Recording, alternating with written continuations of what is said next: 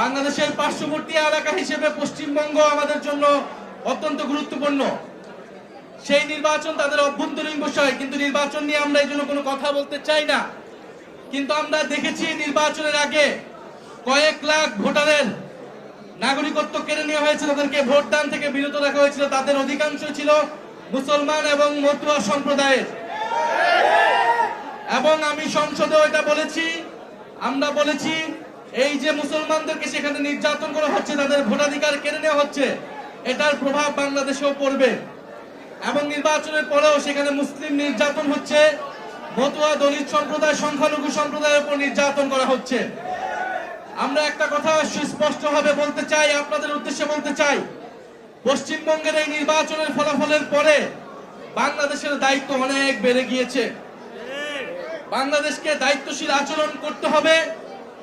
বাংলাদেশের স্বাধীনতা, সার্বভৌমত্ব, এদেশের হিন্দু, মুসলমান, বৌদ্ধ, খ্রিস্টান সকলের নিরাপত্তা এবং নাগরিক অধিকার নিশ্চিতের দায়িত্ব আমাদেরকে নিতে হবে।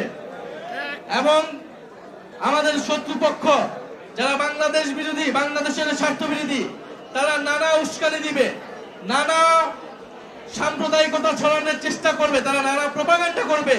আমাদেরকে এই বিষয়ে সচেতন থাকতে হবে।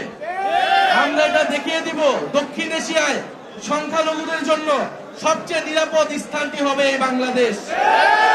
বাংলাদেশকে বাংলার মুসলমান, দলিত, মতুয়া সম্প্রদায় সকলের দায়িত্ব নিতে হবে এবং তাদের অধিকারের পক্ষে কথা বলতে হবে। প্রিয় চট্টগ্রামবাসী, আমি আপনাদেরকে আবারও কৃতজ্ঞতা জানাচ্ছি।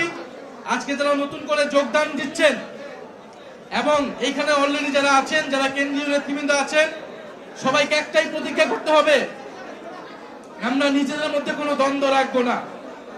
আমরা দল মত এখানে যে যেখান থেকে এসেছেন এনসিপির পতাকা তলে সবাই যোগ্যতা অনুসারে নিজেদের সাথে ঐক্যবদ্ধভাবে আমরা কাজ করব। কারণ ঐক্যই আমাদের সবচেয়ে বড় শক্তি। নিজেদের মধ্যে কোনো ধরনের বিভাজন আমরা হতে দিব না। আমরা কি ঐক্যবদ্ধ থাকতে পারবো? আমরা কি সবাই ঐক্যবদ্ধ থাকবো? সবাই ঐক্যবদ্ধ থাকবে ইনশাল্লাহ। সবাই ঐক্যবদ্ধ থাকবে সে আশা ব্যক্ত করে আমি আমার বক্তব্য শেষ করছি। ইনকিলাব জিন্দাবাদ।